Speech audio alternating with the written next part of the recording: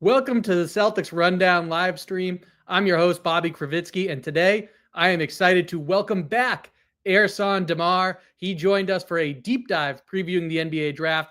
Now he's here to drop knowledge about Boston's 3 picks. Ersin, thanks for taking the time to join us today. Hey Bobby, thanks for inviting me again, man. It's an honor to cover the draft. And let's talk Celtics draft picks, man. Come on. I mean, look, not many people become a GFOP, good friend of the program, this quickly. So clearly, and for those who turned in for the draft preview, they'll vouch for this, Ersin, that you absolutely knocked that out of the park. It was great to have your knowledge and expertise then. Even better now when we know who's coming to Boston, who's already here. We're going to talk about the Summer League training camp that's underway and the notes and nuggets from that as we do this deep dive into the Celtics 3 selections. But before we get started, I want to give a PSA. Ersin has an exceptional and informative newsletter. You can find it at Edemar NBA on Substack. That's EDEMAR. Be sure to subscribe. The link is in the bio here over on the YouTube video. Be sure to subscribe once again. He does a great work, and you will enjoy reading it and interacting with the community that he's cultivated over there on Substack. Okay, Ersin, now let's get into the show. Yeah, Let's I'm get into grateful, man. talking. Thank you. Absolutely, man. Well deserved. Everyone subscribe, check out, and support his Substack. We start at the top, of course, with the first round pick.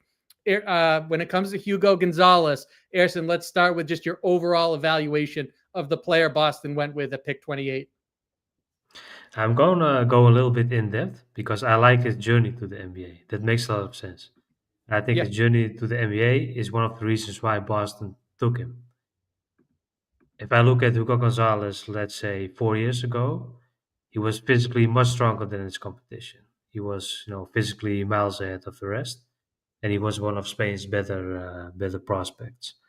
And he dominated with his aggressiveness, with his toughness. That's the first part of his game, and the second one is skill. But his toughness, that one always prevailed. But then a few years later, the rest catch up. So physically, he was not really as dominant as he was in earlier years, and he had to find other ways to win. And his way was to improve defensively, recognizing rotations, recognizing angles, which plays are being run by the opponent, how is he in the point of attack. He's more so that, does it all guard. I think he's more of a guard than he's true wing. Of course, it's up to Boston how they will use him, but if I look how his role scales up to the NBA, his time at Real Madrid made too much sense. He's one of those guys that wouldn't benefit from going to college basketball because he's already in a pro setting and his game is built on a limited role, not to have a big role. That's not realistic. And that's why he sticked at Real Madrid because Real Madrid is throwing, millions of euros. They have one of the highest budgets in Europe and they are not keen on letting young guys play.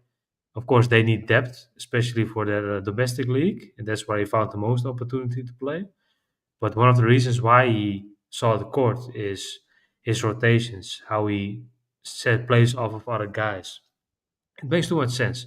The easy thing is he's a great basketball player, but the long-term potential is clearly there with Hugo Gonzalez. But his best skill is to play as a guard, more as a creator. I think he's an excellent slasher. He has decent handles that needs improvement, but he's tough and he's great footwork, incredible footwork. He recognizes angles so easily and he's, struggling to consistently execute his reads. And he should be less selfish scorer. Selfish is a bad word, but he is adapting from how he was playing at the youth ranks to how he's playing now. And his development there led to him gradually earning more minutes at Real Madrid. I think Boston has a potential starter on their hands, but it might take 1 or 2 years. I think he's going to play spot minutes, especially this season. With Tatum out, that's the most vital thing for him. He has to play immediately to make it make sense because he's too good to be in the G League. He's not like JD Davison. That guy needed those reps, but Hugo is ready to play, ready to contribute. And I think he's gonna take over in that point of attack defense that you had from Drew Holiday, for example. That's the type of role that I would give him, especially on the defensive end. He's good in the pick and roll. He's good, defending away in the second line because of how well he reads the floor, reads angles. He's great at his rotations, and in a switch-heavy NBA game, that's the first thing you need. Of course, I'm not going to say that the Boston Celtics got a lottery pick because that's really expecting a lot of guys, but there's a very, very solid role player at worst, man. I like this pick a lot, especially for the Celtics. He had to go to a team that's competing. That made the most sense for him, and he got it. Yeah, I think he's a great fit. I think he's going to be a staple of the rotation. He's coming in with, you look at the roster right now, and it's got Derek White and Peyton Pritchard. And I agree, more guard than wing for sure. But there's minutes within that sphere that's going to Jaylen Brown, for example. So I don't see Hugo Gonzalez cracking the starting lineup. But again, I see him being a fixture from that second unit. I don't think he'll be in what they call the stay ready group, the extended rotation. I think he's going to be in the primary rotation, probably in the top 8. I definitely see a path and a clear role for him right out of the gates. And offensively, we can start there, Ersin. Something that really impressed me is that he's 19 going against grown men on one of basketball's highest levels. And you mentioned that physicality. I mean, he is shoulder checking dudes and moving them out of the way and creating separation. He's got these long strides when he's coming downhill, and he's shifty with the ball. So he's got the great footwork, these long strides, and the physicality and the trust in the muscle that he's going to create that space that he needs to then do whatever he's looking to accomplish on a given play. To be able to do that against that level of competition at 19, it's really impressive. Yeah, 100%, man. He's great at recognizing these angles because he's tough and he's aggressive in creating them. He's not an excellent athlete. He doesn't rely on athleticism. He relies on his footwork, his core strength. I think his core strength is one of the underrated things in his profile because he's always in balance because of how well he pivots. His last step is incredible, man. He's just one of those guys. If you give him the ball, he's going to score 30. But is it the 30 that you want? And the NBA is not the 30 that you want, but he's that type of guy that the Boston Celtics want because they want to shoot 83s a game. That's if it's possible they shoot 100 threes. And if he's slashing downhill, he's drawing that help defender. That's one of the main advantages. They're buying a low maintenance advantage creator. That's how I like to summarize it, with enough long term potential there to give him more on ball reps. But the other side of the coin in this game is the lack of a consistent three ball. And in Europe, the spacing is different from the NBA. But Real Madrid is in a different category because they are so good at how they execute plays that they should be having multiple effective 3-point shooters on the floor. And Hugo was never consistent, but at a young age, that's not an issue. You can learn that in Boston. It's not to say that it's easy to develop someone in a great shooter, but he's had the opportunity to shoot and grown to a volume shooter. And for his gravity in his slashing, that's a must because otherwise it's easy to guard him. He can't power himself to the rim when he's on the perimeter, where people are trying to chase him off the line. That's not really how he should be used. And that's not really helping any offensive rating in the league. And especially how Boston focuses on improving the margins for error. And with these young guys, that's thrown away, quote unquote, this margin for error because he has to play through mistakes, but I think he has the skill to do it. But the most vital thing is he a respectable 3-point shooter at the next level? I think that's the swing skill for him to see quite a lot of minutes or spot minutes. Yeah, that's going to set his ceiling and certainly be a huge part in determining where that ultimately clocks in. And it's funny because, excuse me, I spoke to Hugo today about what's been the biggest adjustment for him as he acclimates coming over from Real Madrid to the Celtics and what's now being asked of him in Boston. And he immediately pointed to the 3-point line and getting used to it being further back and making sure that his toes aren't on the white and getting comfortable with that and needing to extend his range now. So it's going to be interesting to see how that goes, what it looks like in Summer League. I think that he needs to not only refine his mechanics as a shooter, but speed up his release. I will also say that I think it's a positive that I saw him after training camp today working on his shot with Baylor Shireman and Max Shulga, two guys that can fill it up from beyond the arc. So to have that, and if I had to guess, that's been the case consistently throughout training camp and since Hugo arrived not that long ago. I think that is a very positive in an iron sharpens iron and he's not afraid to ask questions. So I think that those guys, along with the coaching staff, are probably putting in some important work to, again, fine tune who he is as a shooter.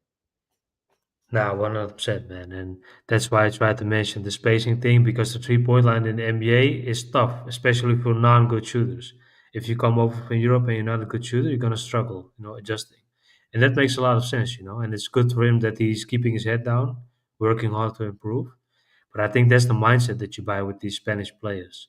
Because if you look at how Spain develops players, if you look at their teams, they'll never have a superstar, except the Gasol brothers, maybe, but they're not playing anymore. But what they do is, let's say, the national team of Spain, the senior team, they play in the same system on every youth level. So under 13, 14, 15, 16, 17. So this guy is playing in a certain system for basically his entire basketball life. And that develops him to grow into a comfort zone of how he should play. And one of the things that Spain does well is they run quite some sophisticated plays. And that's what the Celtics try to do as well. So he's one of those guys that can adapt early, can earn minutes early, especially how he's eager to learn. And that's one of the things that's a common denominator, with these, especially Spanish players, because they are a team first type of nation. They don't really put the ball in a certain guy's hands and say, go get me a bucket. That's not how they play because they don't have the athleticism for it. So they rely on their skill and are rely on their basketball decision making. And Hugo is the main example because he has scaled his role down from being the guy on this team because he was much stronger to now he has to find other ways to win. And that second part is that's how you stick in the NBA. So that's why I'm confident even if his 3 point shot isn't efficient, he will find other ways to touch the floor, to see minutes. 100%. It reminds me a little bit of, we had a similar sentiment when we were discussing Adu Thero, right? That, hey, maybe the shot doesn't come around, but with his motor and the impact he can make in other ways, there's a path to playing time and being a positive contributor to a team. So we'll see what he does. We'll see what happens with Hugo. And something that the Celtics have raved about with Gonzalez that he clearly cultivated in his time in Spain. So much of cutting is about feel, and he has it. And I think it's natural, but with him, it got conditioned over time, being in that program for essentially his whole life. And so, I mean, that's something that Brad Stevens after the draft was just raving about, his impact and, again, his feel, the plays that he can make for them when he comes off the ball. Because I'm with you. I think he's a secondary creator, but when he doesn't have it, it's not just stand here and wait to get it. It's being able to make plays, and also he'll generate second chances that way. You saw it when he got minutes with Real Madrid. So I'm very excited to see, especially if it shows up in Summer League right out of the gates, what Hugo Gonzalez is able to do as a cutter. Now, 100%, man. What I like is he's always focusing on attacking footwork. Because they play motion based, just like in the NBA. So he's just relying on, okay, how does the other player react to movement around him? And if he sees, okay, maybe someone is not balancing out properly, he will attack. Just actively moving, but just purposeful, not just running around like crazy and then waiting for the ball. But he's, especially with how Spain likes to use these motion plays, multiple screeners, and he's tough and strong. I think he will play as a screener in the NBA as well. Not to play a screen inside the paint against fives or something, but he will be an additional screener if they want to play double stack or something like that.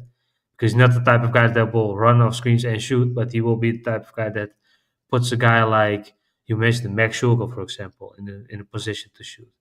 I think he's one of those. Yeah, they call it the Swiss Army knife. You have all these multiple buzzwords for it, but just the guy that makes guys around him better, and that will feast off a few field goal attempts per game. I think if you put the ball in his hands, that's not the way to use him, man. But exactly as you said, cutting and just launching help defense. Try to create confusion, force rotations, and let's see where it brings him. Because what I like about him, he has excellent touch around the rim because of how well he sets his feet and how his core strength is helping him to keep him balanced. Of course, he's not going to knock a five man out of position and finish in his face. That's not really realistic. But he's good at recognizing these angles and using his feet to balance himself out before the finish. I think that's helping him to be such an effective player. But if he wants to succeed in the NBA, those are the areas that he can improve his margin for error because he has reliable touch. But if you don't have a 3-point shot reliably, yeah, it's going to be tough. So that's why the 3-point shot will always prevail, especially in Boston now, because how the way that they play, because they want to shoot so many threes in the game.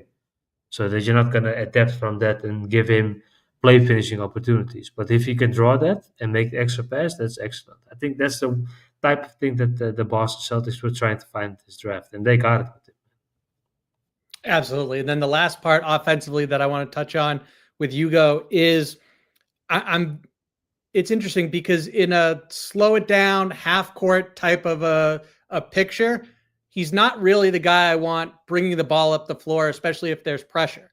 But in transition, he gives this team a pace pushing ball handler that they desperately need. They've talked about they need to operate at a faster tempo more consistently. They hadn't really done that before, especially with Jason, who would bring the ball up a lot and is more inclined to go a little bit slower. But this is a team that really hurt them against the Knicks in the second round of the playoffs. So again, Hugo, when there's pressure, he's not really the guy that I want bringing the ball up full court. But whether he gets the rebound or he's right there on the outlet, if it's a turnover, whatever the case may be, just the idea of him in transition or semi-transition being able to attack and push the ball. And as this team starts to get faster and he's got guys running with him, that I think was sorely missing last season and is another way to get the most out of him. That could be, but I think that's asking to, maybe change the system a little bit. I like him in the grab of go because he keeps his head down and immediately try to focus on how do I attack someone's chest and get separation at the rim. That's what I like. He's kind of like a programmed player. He's just making the right decisions. He's not trying to force finishes or finish through contact, but he's, using his physicality, his strength to find a little bit of a better angle and immediately just finish. I think if he's going to impact the game, it's with his rebounding. I agree with that on the defensive end, and then push the pace. But this guy will maybe scarcely be the finishing player because these guys are all habit players. They will pass the ball ahead in transition because that's what you used to do or supposed to do. Unless he has a runway to the rim, just like I said, it's a live ball turnover and he has the ball, something like that. But what I like the most about him is he's always a substance type of player. I think he will talk a lot of trash on the floor, but he won't dunk on you and say, okay, put me on the NBA highlight videos or something like that. That's what I like the most about him. He has that FU attitude, but in a way that is not really gathering flash. It's all about substance. And I think in the NBA today, that's what you need. You don't need the flashy finishes and then miss a dunk or something like that because it's all about efficiency nowadays. It's not really the game that was played back in the day. And these guys get it, and that's why you see so many Europeans take more spots from American players in the NBA. Yeah, it's funny because about a week ago, I asked Hugo about just that edge and that fieriness that he brings to the court and that nonstop motor that's just so high octane. And he was like, that's who I've been since day one. I don't know anything else. This is who I am and how I conduct myself on the court. And so I think that's something that Celtics fans are going to love. Even Jordan Walsh today was dropping a Marcus Smart comparison with Hugo and talking about how much Celtics fans are going to enjoy watching this guy. The term defensive menace was thrown around, and you saw that over in Madrid and in Spain. And so it's going to be really interesting to watch because that defensive versatility and that motor, what he can bring as he applies that edge that he plays with, I think that is something that, as everyone's pointing out here, that Celtics fans are really going to enjoy watching. Yeah, 100%, man. I think he's going to be great in the point of attack. Take over the Drew, not just like Drew, but you can move him around because he's so physically. And his frame is well filled, and he has the footwork to match against any creativity they throw at him. I think that's his role that he's going to embrace in the NBA, man, that point of attack defender. I think he's going to make life easier for guys like Derek White, for example, because they can take the foot off their gas and, because they are used to guarding the best players, but this guy can give them some relief. And I think that's one of the things that the Celtics seek, especially now with Tatum out. You don't want to do the Knicks style, play guys 40 minutes a game, and then and then hope for the best. No Thibodeau I over think here. that because this guy can really expand rotation, from maybe 9, 10. He won't play 30 minutes, but will give you 18 fantastic minutes, and that's enough. Yeah, and I can see him and Peyton Pritchard when they're on the court together, just being these two attack dogs defensively and really applying a lot of pressure.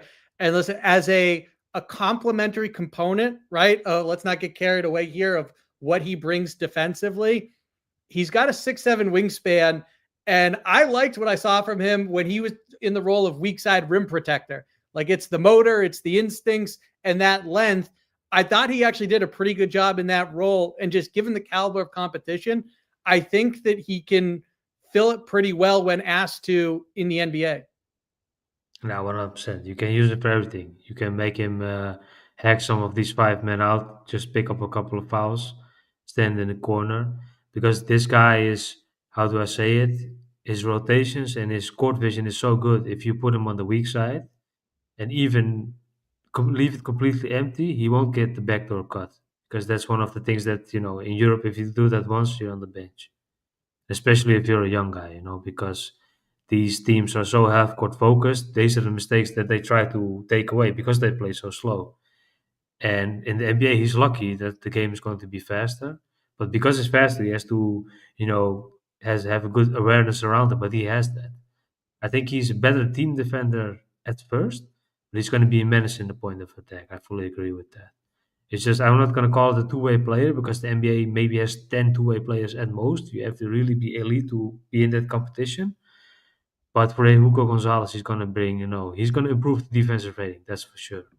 But the offensive rating, that's the biggest question mark. And that's why he fell to the later first round, because the way we're talking about him, the listener might say, okay, why didn't this guy go in the lottery, right? So, Yeah, I yeah. did my draft profile on him, and people can fact check me on this. I believe it was right at the beginning of June, excuse me, and I labeled him as the international man of mystery. That maybe the biggest mystery was Cedric Coward because he barely played last year in college and he started at D3 when he first arrived in the NCAA. But Hugo, just because of the lack of playing time, projections about his shot, what will it become, what might it not reach. So all of that, he was kind of the international man of mystery in this class. It makes sense that he was on the board up until 28, even though there were teams in front of the Celtics that also could have taken a home run swing like this. And on top of it, with Hugo offensively, sometimes his decision-making got him into trouble where that assist to turnover ratio wasn't great. The same could be said defensively. Because of that aggression, it can be a double-edged sword, right? There were a lot of undisciplined fouls on his tape as well. But ultimately, Ersin, more positives than negatives come out of him playing that way. Now, 100%. Of course, gambling is a part of the game, Just like Keon Ellis. It's easy to fall in love with how many steals he collects, but if you look at how he defends, he gambles a lot for these, playing the passing lanes too literally. But that's okay. He's 19 years old. I think development starts in the NBA. And Real Madrid is not developing this guy. They just want players that can help them win. They don't get benefit from developing him. Of course, they get the buyout fee from Boston Celtics, but that's a small margin of their entire budget. That's not saving them or earning them money. And they're one of the biggest clubs in the world, so they don't need that 1 or 2 extra million either. But for him, it's all about making the right decisions consistently, and that's neat experience. And that's why teams like the Boston Celtics they value these international players because they have the experience. You can have the experience in college, but it's never the same because this guy is competing in Spain, the best domestic league in the world, after the NBA, and in the EuroLeague. That's the first international league in Europe, and that's one of the best basketball leagues in the world.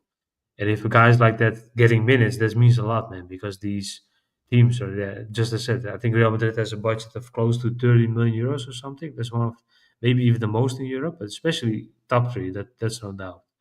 And if a guy like him get minutes, that's what I like the most about how the draft community was talking about him, because the lack of playing time was not really lack of playing time, because these teams play 80 minutes a season, sorry, 80 games a season and he's gonna get 20 at most.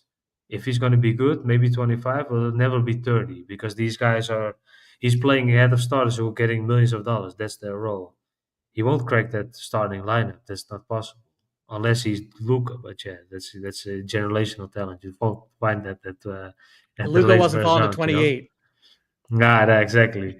And then I liked how many minutes he got because if you look at how many games they play in domestic league, he got more minutes, and in the EuroLeague, he just came off the bench as a chess piece, pick up some fouls, make this guy really tired, and then come back sit on the bench, and that's basically how it's being played. And in the NBA, he's going to have much more freedom, and for a guy like him to succeed, he needs a little bit more freedom. So that's why the Boston Celtics will be good for him because he can play some minutes in the G League and play the way he wants there. See how much untapped potential there is left for his offense. But if he's playing for the first team, yeah, he has to impact the game defensively because that's all he has to do. Because the Boston Celtics have enough offensive firepower, they don't need to rely on him. That doesn't make sense. Yeah, Brad Stevens, and granted, this is the head of a front office talking about a player that he just selected, but he genuinely seems to love that Hugo, had to fight for playing time and adapt to this selfless role that you get a lot of first round prospects that it's more difficult and a learning curve that they just start to adjust to when they reach the NBA because they were the man on their college team. But Hugo was on a roster loaded with former NBA players. You talked about how much he learned from guys like Campazzo and getting to play for a little bit at one point with his idol Rudy Fernandez and all these guys on a team that, Serge Ibaka, like it's an absolutely loaded roster. So you get to see how these guys carry themselves when it's not game day and behind the scenes and their regimens. You get to see how they handle themselves in terms of body language and everything on the court and when they come to the bench and what they're saying. And just on top of it all, you get to adapt into this role that now a lot of these players coming from college to the NBA, it's their first time dealing with it. So the Celtics, they feel like they already know what he is and how he'll handle that regard of coming off the bench and what his minutes might look like, certainly out of the gates. So I think that ultimately is a positive for him. Coming from Real Madrid, Ersin, I didn't know if he was going to play in Summer League. He talked about being excited, but I know some other top international players that have said the same thing, but actually really didn't intend on playing in Vegas, which is understandable. And so, but he's on the roster and he's going, and we'll see. Maybe it's one game and that's it, but he's going to be there. It's going to be interesting to see what he does and how long he's actually out there at Summer League. Yeah, because it's an unnatural environment, because he has more to lose than to gain by playing in Summer League. I totally understand that. Summer League is for these guys on E10 contracts or fighting for an E10 contract. That will be selfish. Yeah, that's not the. And Hugo is expected to produce. If he scores 5 points a game, the media will say, "What a bust." They like to use that term on draft prospects. I hate the I term, love it. but yeah. But that's realistic. Don't worry, That's I'll be realistic, the one cautioning if it goes that way. Yeah, exactly. Because he can score 6 points on 2 for 8 shooting or something like that, and they will say, "Yeah, the European players can play." That's it. That's it. It's all about context. I think Summer League is for him. He has much more to lose than he has anything to gain. So one game just for the fans, and I would call it a day, man. I wouldn't play Summer League if I were him. He has nothing to prove. Yeah, This I'm game starts surprised. now. I didn't know, even when he first set out of the gates that he hopes to play there, I didn't know if he actually would, but it appears on track to be heading that way. He's on the roster. He talked about it again today. Matt Yeah, Reynolds talked about it. He's their head coach at Summer League. So it I appears think to this be is happening. self-confidence. Yeah, totally. So yes, I agree with that wholeheartedly. And look, someone who's going to be joining him at Summer League, the Celtics second round of the draft, they missed out on Rasheer Fleming. They traded out of the 32nd pick, excuse me. They take Amari Williams from Kentucky at 46. What's your assessment of the center from Nottingham, England? Now, as role versatility for the Celtics. The Celtics play 5 out. That's their entire strategy. But with Amari Williams, he can't play 5 out. So you have to play 4 out and have some opportunities by playing inside out with a guy like him. He's a playmaking hub. That's his sole purpose in the NBA. He's a fantastic passer. He recognizes passing angles very well. That's how much I like his game. But the deficiencies, why he fell to the second round, he has no right hand. He's a one-hand dominant finisher. And yeah, he has to work on two-handed finishing, man, because he's not effective around the rim. He's not really a floor stretcher neither. I think his touch is it's a little bit shaky, but with him it's all about physicality and skill. You win the rebounding battle with him because he's a big body down low, and he will grab every rebound coming his way, quote unquote.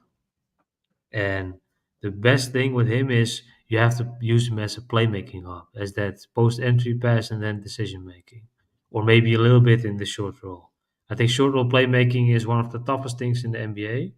And you have Draymond, and after Draymond, it's up for discussion who's second. I don't think there's easily to name a second, very good short roll playmaker. But that's the bet that you're making. If he's decent out of the pick and roll, out of screens, out of ball movement, just getting rid of the ball, be an interior presence, and try to keep guys inside because the Celtics want to shoot from outside.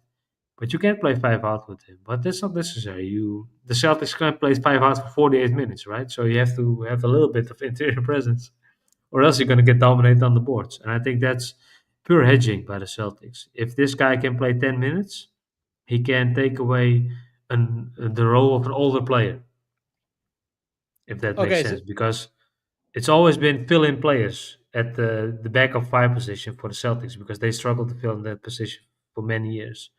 And they take another gamble, man, just to find a little bit of a reliable back of five who gonna get play maybe 10 minutes a game or something. yeah, and look, the expectation is he's on a two-way. You might hardly see him with the Boston Celtics this Yeah, year. You'll definitely see him in Maine in the G League. It's not a comparison in terms of, especially right out of the gates. Again, he might be someone that just lives on a two-way deal with the Celtics and at some point moves on. So I'm not comparing him to performing the role at the same level as Luke Cornett. But Luke Cornett, which is ironic because he came into the league as a theoretical, at least floor spacing five that could knock down threes, and he totally reinvented his game.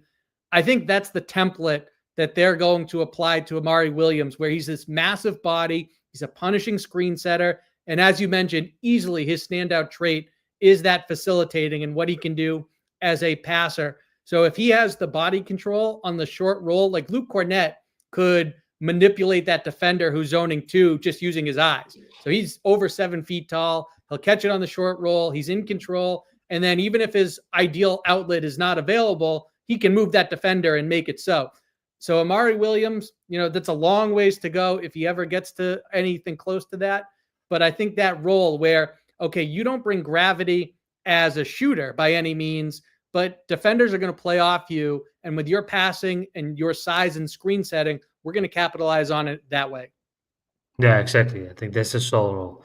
But for him to even see an NBA floor, his finishing around the basket is a must-have because he finishes with one hand. Yeah, that's not helping you in any way, man. Because an NBA team can say just focus on the left, you take him away easily because he tried to go left all the time.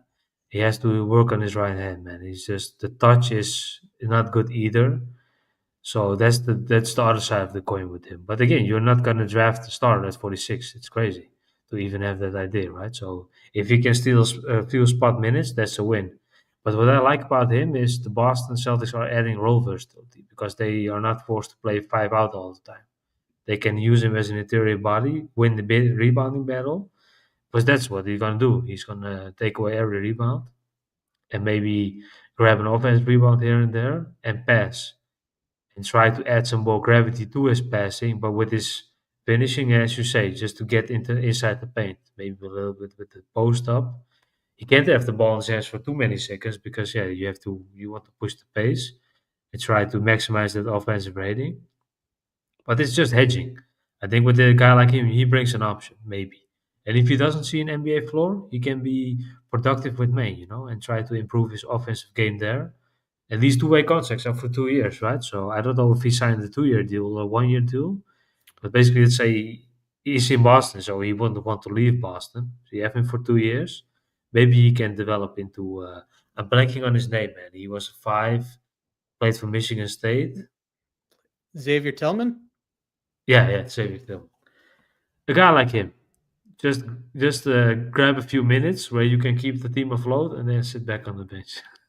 Yeah, I mean, I think they'll that's the take most it out of. realistic path for him. Yeah, it's pick number 46. So that works. And I talked to Matt Reynolds today. Again, he's the head coach for the Celtics at Summer League and one of the team's assistants. And he noted the 3 standout traits there: the passing, the screening, the rebounding, but said, quote, "We want him to be a diversified player." So defensively, you look at Amari, he's a drop big, but he's so big that, he's able to swat shots, protect the rim, alter them. So it's going to be interesting to see how he looks, how he holds up defensively, because as much as I buy into what he can do in a Luke Cornett-esque role offensively and what he can bring on the glass, no doubt, but defensively is where he's going to have to hold up, because that skill set offensively, that's not enough to be a one-way player, and that's not going to help his case for going from a standard to a two-way contract. Yeah, exactly. He has to focus on adding some extra skills that can help him to see NBA minutes. And I think it's realistic that he can eventually get there, but two-handed finishing is a must, man. Without that, his sole purpose on the floor is basically gone, because he is a play finisher at best, because he's not stretching the floor or be an effective player in the mid-range necessarily. He has to be in the paint. But if you're one-handed in the paint and that's the only thing that you do one-dimensionally, yeah, it's done, man. I don't have any confidence that he will be an offensively good player, but he has to maximize his qualities there to see minutes, and I think that's fair. But he has a fantastic opportunity in Boston, because in Maine he can play competitive G League basketball for 2 years, and it's up to him, man, if he can, steal some spot minutes from the veterans there. Yeah, I definitely think that they're going to give him a lot of opportunities in the G League. So I think that part happens, and we'll see where it goes. Lastly, the Celtics, they utilized the 57th pick. That's the third to last selection in the draft on the former Atlantic 10 Player of the Year, Max Shulga. What do Celtics fans need to know about his game? I don't know, man, because I haven't seen him. That's one of the things You like in honesty draft. here. Yeah, because you have Taylor Peter from the Indiana Pacers. I even never heard of the guy when he was drafted. I was like, okay, this is fun. So I see guys drafted. I put all this effort, and there's always players that I didn't watch. And with Max Shulka, I had it on my watch list for, I think, the entire year, because he was good the year before. But I never really found the time or really gave him enough, respect in my own watch Yeah, it was list to far down watch the him. list. So yeah, exactly. And then around March Madness, etc., that's where the season is done, man. I don't value that type of games, so I don't know, man. But I remember from last year that if he came out, maybe he will be cracking potential first round. But that's always buzz, because you have 60 potential first rounders. Yeah, you only have 30 spots, right? But I don't know, man. If this guy brings experience and he's a former A10 Player of the Year, that's kind of a good opportunity late in the second round. And his swing skill, that's shooting. If you look at his profile, that's the entire thing. Consistency from three. But I don't know anything about how much gravity does the shooting hold. How does he shoot off the dribble? Maybe the one dribble pull up. Because if you're only good at catch and shoot, yeah, in the NBA, that's not going to help you. You have to add some more versatility there. Be good as a one dribble shooter, and he's not going to create with the ball in his hands, that's for sure. So that's why this one dribble shooter is great, because you add so much more gravity to your slashing and closeout scoring that way. But I'm curious, man, about him. I'm curious. But I'm always careful with these good college shooters. 40% from three. That's good for the eye, but it's always in the NBA is different. Man. These guys have to adapt to a different role. But I'm curious what he will bring, man. Yeah, I'll say this, that Max, it's understood just based off where he got picked. Long ways to go. But, and I've said for years, a point that you touched on there, that the league has phased out those shooters that are not dynamic. You have to be able to put the ball on the deck. And Celtics fans have seen it with Sam Hauser's growth in that regard. Now he's gotten more comfortable being able to make a play off the dribble. With Shulga, he is a dynamic shooter. He can knock him down effectively off the pull-up. He's more effective off the catch, but he's good at both, and he'll hit it not just stationary, but off movement when we talk about off the catch and what that looks like as well. So you can run him off pin downs and whatever you want there, and he's still really effective. So he is a dynamic shooter for sure. He's got some moves to him off the bounce as well. He's got actually a pretty nasty Euro step, a really nice spin move. So there's more to his game What translates to the NBA? Maybe none of it outside of the shooting, though. We'll have to see. But what I do like with this, he's a long shot here. What I like is there's a feistiness to his game defensively. And I mean, he will regularly pick guys up in the backcourt, press them, put pressure on them, and really try and make them work. He's very handsy, which who cares about foul trouble when you're talking about the minutes he's going to get when he's not in Maine. So he's very aggressive, but it also does lead to a lot of steals. And I like the competitive nature of how he plays defensively, especially for someone who's way more of an offensive player. Yeah, exactly, man. And I think one of the biggest things is throughout the few years that I've been doing this, I had the opportunity to talk with a few scouts who work for NBA teams. And the common denominator in the questions and the answer that I got was toughness. They value toughness. If you're not tough, we don't care about the skill that you have. You can be the best player, but if you're not playing hard, it's as easy as that sometimes because that's the base. It's all about the fundamentals and substance and how tough is a player. If you're taking possessions off just because you have to reload your motor, we're done. I think that was so eye opening for me that I tried to focus on that. And that's especially for Suga because I didn't see him play. But if we talk about the guys that were drafted, the common denominator is again here toughness, this physicality, just seeking a little bit of dominance in your position. And the Celtics seem to value that because they have already the dynamic ball handling, initiating wings. They have to surround these two guys in Jalen Brown and Jason Tatum. But these guys, man, just the filthy job doers, just the hard workers, yeah. Because that's the nature of the game, man. Because if you don't have that elite trait, you have to fight to stick in the league. That's why the points that you mentioned, I liked it. I liked it because that's basically what you need to succeed in the NBA because all these guys are fighting for contracts, man. I think the league is ready for expansion because it's 1,000%. survival of the fittest at the moment. Yeah, I mean, if you're not a Brown or a Tatum, you got to be a junkyard dog. You got to Yeah, figure out where you fit in and how to fit in. So it'll be interesting to see. And yeah, definitely expansion. That's coming soon. Seattle and Las Vegas. It's about time. The league is more talented than ever, which is really exciting yeah, and good for those like us who like parity. When it comes to this, will be the last question, Ersin. We'll get you out on this. We've covered Hugo and Amari and Max. What is your overall assessment of Boston's draft class? Understanding where they were picking and that there were also some goals related to financial flexibility. yeah, exactly. I think in terms of managing the cap, it's maybe an A minus, but in terms of the guys that you bring in, maybe a B plus. I think that's the fair range. It's nothing more than that because yeah, you're not bringing in exceptional players to make it make sense. Hugo can be an exceptional role player that fits in the puzzle that this team is. But with Amari, yeah, the odds of him touching an NBA floor are very slim. And with Max Schulker, I don't have a take on him. But let's say he evolves into an NBA player, it will take a little bit of time. And you have to worry about his next contract because yeah, these second rounders, if you give him a contract in 2 years, you have to think about what you're going to do next because these guys are going to demand money. Give me 4 or 5% of the cap or something like that. But the Hugo pick is an home run swing, which is kind of realistic what the Boston Celtics need versus what they got. The value that they got is tremendous, man. So that's why the B plus is just fair. But in terms of the cap, yeah, man, the Celtics are struggling because they pay Tatum what 35% of the cap and Brown maybe 30. So and then you have of course you have Derek White. There's no money left. There's no I money mean, left. So you imagine have when Drew to Holiday was on the books and Porzingis at yeah. 30 million. They were all in And the last you couple of years. And then that's why you have to hit on these swings in the second round because you have 2 years and then he's going away. It's just, first in, first out, just like in the supermarket. You can't have milk one day extra because the new one's coming in. That's kind of the crazy thing with the NBA nowadays, with these max deals, man. If even this one crazy thing.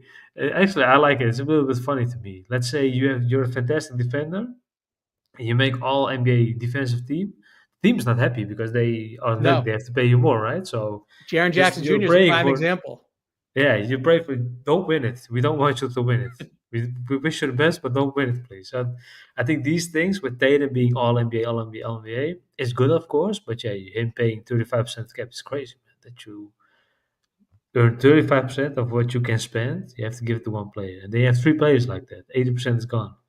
Yeah, you really have to hit on your role players, man. I think that's what I like about NBA nowadays, because the NBA front office have to work a lot harder. They can't lazily take the most popular player at 12 or something like that. They really have to do their homework because they can't afford to miss the draft 2 or 3 years in a row, just like the Utah Jazz, for example. They can't afford to make these mistakes because it sets them back further. Because you want to pay your own players because it helps you in the long run. That's why the Celtics are in a fantastic position, man, because the cornerstone pieces of these teams are own. They drafted the players themselves, and they keep getting these small wins. Pritchard is in trade talks for years, but yeah, why would the Celtics ever trade him? You know One what of I'm the saying? most team friendly deals in the league.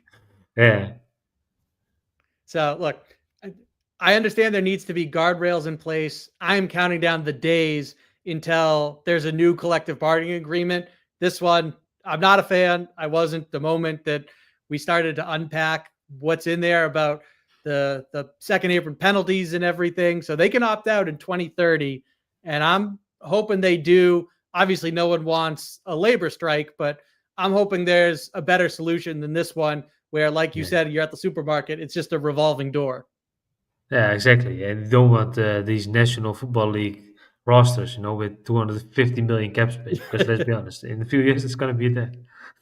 Oh yeah, it's definitely Yeah. headed that way. Ersin, thank you for the time and the knowledge. I give you the floor now to go ahead and plug and promote. Let people know where they can find you on social media. Let them know about the Substack once again, and where they can go and consume your excellent work. I'm grateful, man. Thanks again for having me on, Bobby. You're too kind. I wishing the Celtics a lot of success this season. That's first and foremost. Let's enjoy summer league. And for me, the Substack is I'm heading the cold periods again, because for me the warm periods are March Madness until the draft. And for me, I just write about NBA prospects all the time. You can find it in my Substack, EDEMIR NBA, Show link and in the it's also my bio. Twitter We handle. got the Substack And link in the show bio, people. thanks, man. And for me, I just write about players nonstop. The less coveted players. For guys like Hugo, I try to find these guys late in the first round. If you're interested in the top 10 guys, yeah, my newsletter is not going to help you in any way. But if you like the less coveted guys, that's what I try to do. I try to give these guys an honest floor as well. I'm watching games nonstop. I'm just back from holiday. On holiday, I watched a little bit of the FIBA U19 World Cup. So maybe I will write a review of the tournament. Maybe not. I will see. But that's what I do, man. I just try to focus on the guys that are not getting attention. They should get a little bit of attention. So there's one guy that I would like to plug. I'm going to write about him, but he's going to be a fun player to watch. Roman Siulipa. I hope that I butchered his name, but he's from Australia, Give it to them one more former time. rugby. Make sure they really digest the name. Roman Siulipa. I think I butchered it horribly, but it's a guy. He's at 6'5", 6'6". He's a former rugby player. It's just pure strength, dominance, and skill, man. That's the fit. But he can't shoot. If you look at the shot, it's okay. It's almost broken. But that's my guy for this draft class. I'm totally sold in on him. Roman Siulipa. So I'm gonna write about him. So if you're enjoying these types of articles where it's not really how do you say it, a crapshoot, because I Totally. watch these guys and I try to dissect what their NBA are also going to be. But that's what I try to do, man. So for me, the second round was more fun than the first round actually during the draft, because that's what most of the guys I wrote about came back.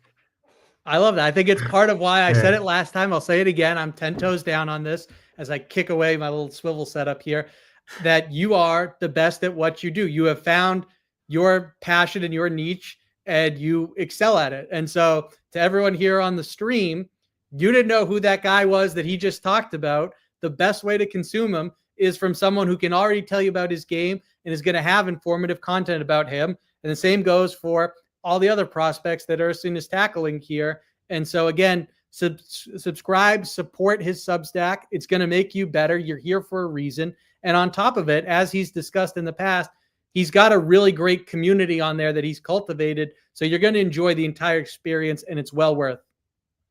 hey, thanks, man. And that's 100% true. I think the common denominator of the people that are loyally reading all the articles, they love the game. I think that's the common demand. That's why Otherwise, why would you read an article of 10 minutes about the potential 40th pick in the draft? That doesn't make sense, right? You really have to be a hoops lover. So that's what I try to do, man, because they're just giving it back a little bit to the game. And, let's see what the season brings for the Celtics as well. It's going to be challenging. You are used to competing, but now realistic you can't really compete because the East is kind of loading up with Even these though young it's teams wide just like open, it's not for the Orlando. Celtics. Yeah, it's going to be tough. And even if you have a good regular season, yeah, what's he going to do in the playoffs? But I never rule the Celtics out, man, because I'm not watching NBA for that long. I think it's about 10 years now. I've learned one thing: you can't rule the Celtics out. They can be bad as possible, but they always find a way to make a run to the conference finals, to the finals. It's crazy, man. You guys are really good. I think one of the elite programs in the league. Because Yeah. of how consistent. The bad years are not 5 years. In a few years, you're back. Yeah, the consistency has been remarkable. And look, what I'm telling everyone is to treat next season like they did what was dubbed the Bridge Celtics when it was Isaiah Thomas and Evan Turner and Jay Crowder and Avery Bradley, where you understood this is not the mold of a championship contender. So just enjoy the ride and whatever comes with it. Next season, Yeah, exactly. you don't expect this team. There's talent on the roster, but you don't expect championship contention from this group. So just enjoy it, appreciate it for what it is. And there's plenty of storylines that we're going to be diving into every step of the way. And that starts right now, including with Summer League. I'll be there in Vegas. That's when our next live stream is going to come to you. We will sort out the time and date as we adjust to the difference in time zone with me over there on the West Coast. So I'll be sure to get that information out to everyone here in the stream. Thank you for tuning in. He is Ersin Demir. Once again, support and subscribe to his Substack because it really is exceptional. I'm Bobby Krivitsky. Thank you once again for tuning in. Thank you.